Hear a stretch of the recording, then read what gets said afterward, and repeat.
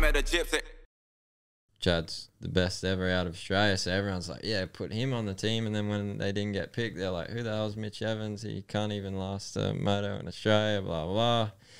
Anyway, so I was like, I just got to show these people up, you know. So got there, and Sunday came around and ripped a good start in Moto 1, but because the track was muddy, we did the sight lap, and when we came back for the before the start, they changed the rear tire, and when they put it on, they forgot to tap the rear brake a few times. So I've gone into the first turn, man, and gone to get on the brake, and I just kept going. So didn't quite get the best start there, but I think I finished 10th that race. And then Moto 2, I got the inside gate pick. Didn't get the best jump off the line, but I snuck around the inside and came out like 5th or something. And I had like Tony and a few other guys around me, and I was just like, holy shit. You know, like, do you remember that feeling, like being there and actually thinking like, what am I doing here? Yeah. I don't really remember much of the first lap, but I remember the second lap. After the pitboard area, it's got that step down, and then before the mulch section, that mulch section was so deep, and I was like just tiptoeing through there every lap. I was like, just don't crash, just don't crash. And I remember second lap, Hurling's just like jumps over my head, just on the limiter through there the whole time, and I was like, holy crap, you know. And then they kind of like broke away from me a bit, and then I could see I started catching Kenny the whole time. And I was trying to get around him, and I started doing the leap too, because Mafro Junior Aussies in 2009, remember that finish line tabletop? Yeah, I do. Jackson and Richie, and never forgotten it, but they reckon I never jumped it. But I remember I jumped it twice on the 85, so they've called me halfway for the rest of my life, because I only jumped halfway. So I was like, if I'm going to Red Bud, I have to jump it at least once. So I jumped it like 5 times. And then with 3 laps to go, I came up like pretty short, because we walked the track with Burner. And because I was riding the Rocky mountain bike, Burner's like, Baggett rides this track 90% of the track in second gear, and he hits the leap in second gear. So I was like hitting it in third gear every lap, and I was only just getting over it. So I was like, I'll try it in second and see what happens.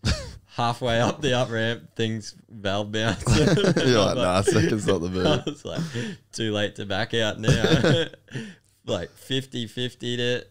Everything was all good. Came around the next lap, went double singled and jumped to the flat, and just rear wheel, just all the spokes blew out. Oh no. And I heard this like grinding noise, and I was like looking down, couldn't see what it was. Still had 1 lap to go, so I started rolling all the jumps, and I was in 9th, and I went back to 14th.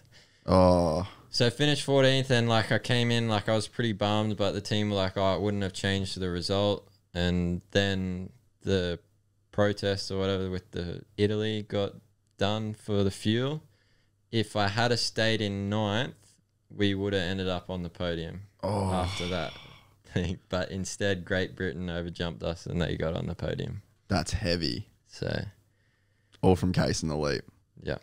Dude, that jump is insane though, isn't it? Yeah. Like, it is such a spectacle to like see. I can't. So my friend Eli, he works at Red Bull now, but he rips on a moto, and he did a amateur day before the national there one year, and he was hitting it every time. And he's like, dude, it's just it's probably the most famous jump in the world on a moto, right? Yeah. Is it as fun to hit as it looks? Yeah. Really? But honestly, when you jump it, it doesn't even feel that big, because it's like such a step up. You're not even in the air for that long.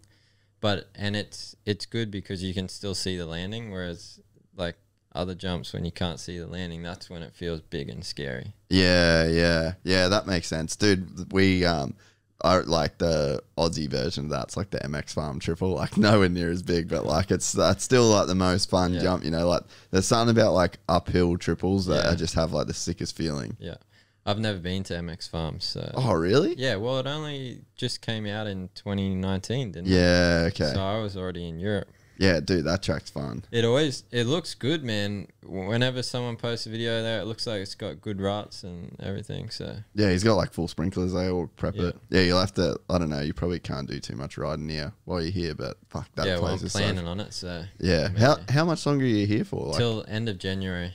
oh, so you got a bit. Yeah, so normally we would go back start of January and do testing in Sardinia, but the season's now a month later, so everything's been pushed back a month. That's nice. But I still have to go over a bit earlier to renew my visa and whatnot. So Yeah, sweet. So you do the Motocross of Nations and then you do well there. So when does the talk start happening for you to go to Europe?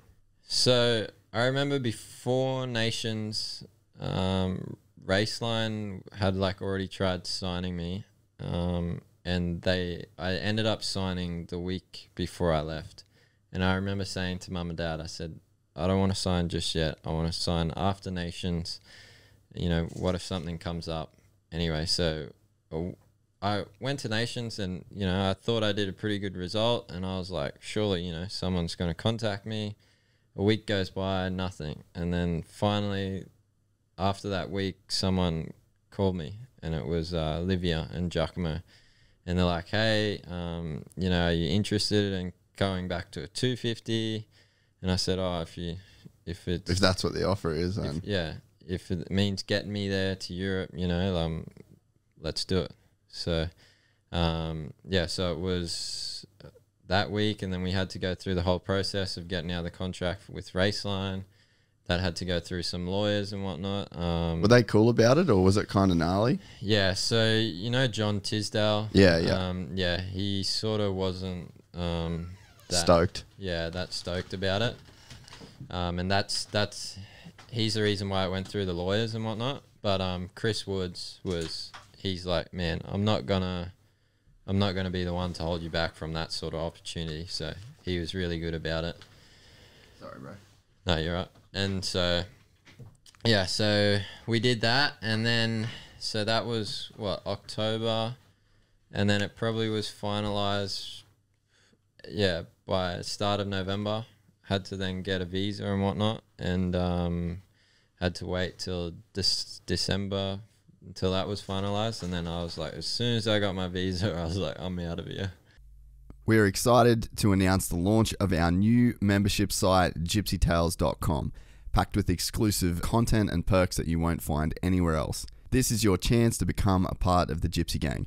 And as a special bonus, if you sign up to an annual membership, you'll be entered into the draw to win our custom-built TC125. Gypsy Gang.